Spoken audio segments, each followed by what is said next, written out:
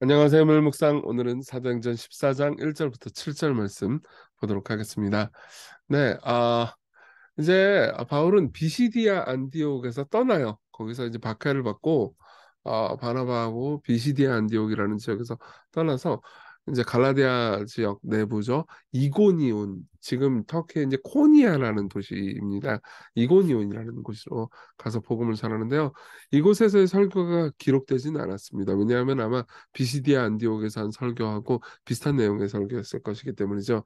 그래서 이곳에 설교 내용은 기록돼 있지 않지만 거기서 이제 바울과 바나바가 무슨 일을 했는지 그리고 그거에 대한 반응이 무엇이었는지에 대해서 지금 기록되어 있습니다. 내용 한번 살펴볼게요. 1절부터 봅니다.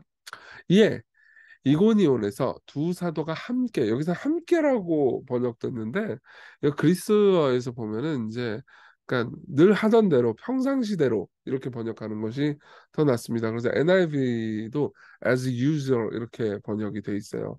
그래서 두 사도가 늘 그랬던 것처럼 유대인의 회당에 들어가서 말하니 유대와 헬라의 허다한 무리가 믿더라 이렇게 말을 합니다.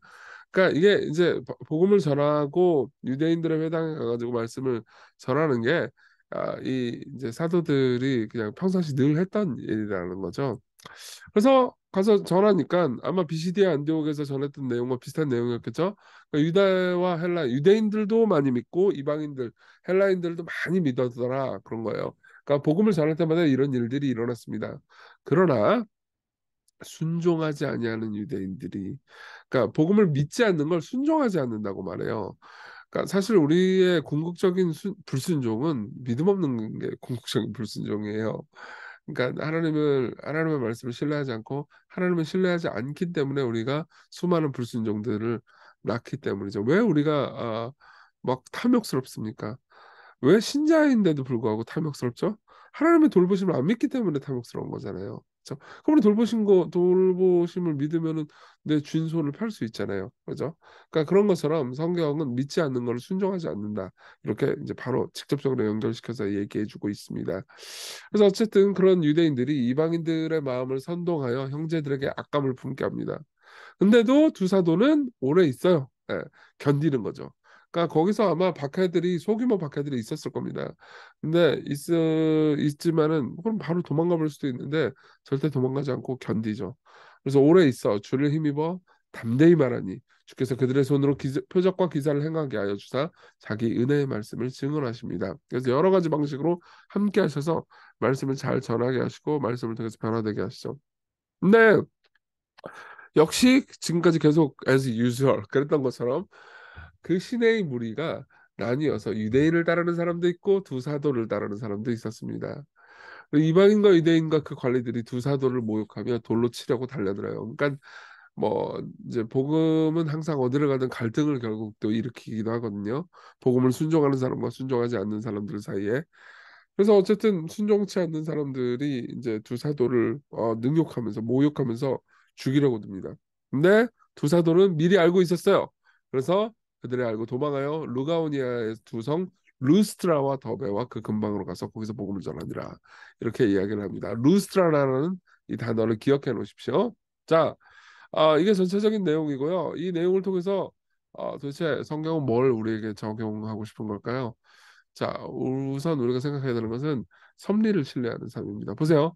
아까 바울은 처음에 악감을 가지고 막 이제 분위기 안 좋을 때는 계속 인내해요. 그렇죠? 그러니까 항상 바울과 바나바는 삶에서 고통이 찾아올 것을 알고 있었습니다. 근데 어떤 경우에는 또 도망가요. 그렇죠? 루스트라와 그들이 알고 도망가죠. 그래서 루스트라로 갑니다. 그래서 거기서 복음을 전해요. 그러니까 바울은 견디기도 하고 도망가기도 해요. 근데 견디는 것도 열매를 맺고요. 도망가는 것도 열매를 맺습니다. 이게 참 좋은 거죠. 견뎌야 옳은 거냐, 도망가야 옳은 거냐. 그러니까 여러분들이 살면서요, 제일 힘든 것 중에 하나가 선택이잖아요. 어떻게 선택해야 되지? 물론 이제 무엇이 선이고 무엇이 악인지가 분명하다. 그러면 여러분들은 선을 선택해야 됩니다. 근데 이 상황에서 뭐가 옳은지 안 옳은지 불분명할 때가 있어요. 내가 이 회사를 그만두는 게 좋은가? 아니면 계속 다니는 게 좋은가? 혹은 뭐 내가 전직을 할까 말까, 이직을 할까 말까. 지금 이 상황에서 내가 어떤 선택을 해야 되는지 성경에서 명료하게 말해주고 있지 않다. 그럴 때는 지혜가 필요하잖아요. 근데 그 모든 지혜를 생각하기 이전에 여러분들이 궁극적으로 믿어야 될 게 있어요. 결국은 하나님께서 인도하실 거라는 거죠. 왜냐하면 견뎠을 때 이고니온에서 복음을 전했을 때요. 그때 복음을 전해서 거기 있는 사람들이 예수님을 믿었죠. 게다가 그 경험 때문에 나중에 갈라디아서를 쓰게 돼요, 바울이요. 그러니까 둘 다 열매를 맺었죠. 도망가서 어떻게 되냐? 제가 아까 루스트라를 기억하라고 했잖아요. 이 루스트라에서 나중에 디모데 평생 동역자도 디모데를 만나게 됩니다. 그리고 나중에 이제 보면 나오겠지만 루스트라에서 어떤 한 장애인 한 명을 고치게 돼요. 그러니까 도망간 것도 열매가 있었죠. 사도행전 16장 1절에 보면 바울이 더베와 루스트라에도 이름에 거기 디모데라 하는 제자가 있으니 이 디모데가 회심하고 디모데를 통해서 바울은 같이 복음을 또 전하게 되기도 하고요. 나중에 이 디모데가 에베소 교회를 목회하면서 또 풍성한 열매를 맺고 그렇게 되는 거죠. 그래서 여러분 보세요. 여러분들의 인생에서 다양한 결정을 내리잖아요. 그 결정 때문에 후회하기도 하고 두려워하기도 하잖아요. 미래를 생각하면 늘 두렵고 과거를 생각하면 늘 후회스럽고 그러면은 하루를 살아갈 수가 없어요. 맨날 과거에 매여 살든지 미래를 보면서 두려워하면서 살든지 그 와중에 오늘을 잃어버려요. 그러니까 어떻게 해야 돼요? 내가 담대하게 결정을 내리고 예, 그리고 신실하게 맡겨진 삶을 살아가는 거죠.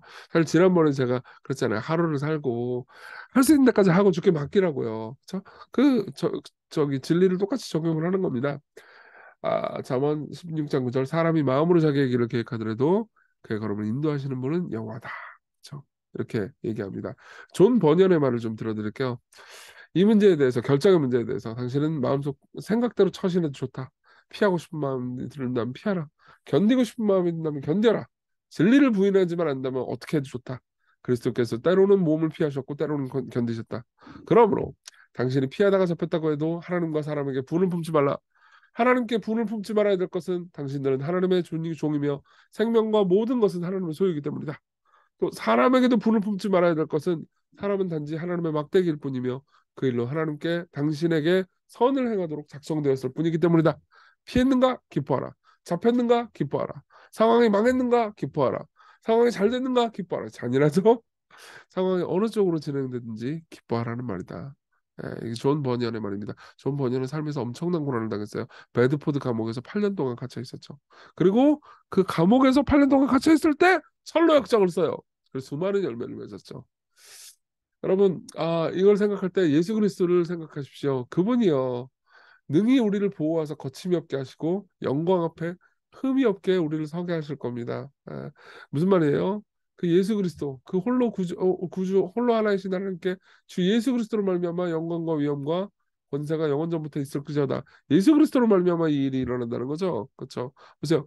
우리는 결국 우리가 보호받다가 거침이 없게 되고 영광 앞에 흠이 없이 설게 될 거예요. 우리에게는 우리 인생의 끝은 해피엔딩입니다. 예. 왜요? 그분이 배드엔딩을 견디셨기 때문이에요. 그분이 우리가 원래 맞아야 되는 궁극적인 배드엔딩을 그분이 당하셨기 때문에 우리에게는 해피엔딩밖에 없어요. 그러니까 여러분들이 삶에서 지상에서 어떤 선택을 내리든 때로는 후회할 만한 일들을 했든 그렇지 않든 이제 다 훌훌 털어버리고 그분을 신뢰하십시다. 그리고 미래를 두려워하지 말고 오늘을 살아갑시다. 한 번에 하루를 살면서 그분을 따르는 거예요. 우리 같이 기도합시다. 하나님을 신뢰할 수 있도록 섭리를 신뢰할 수 있도록 인도해 달라고 매일 하루하루를 신실하게 살아가게 해달라고 기도합시다. 그리고 예수 그리스도를 바라보면서 그분을 따르게 해달라고 같이 기도합시다.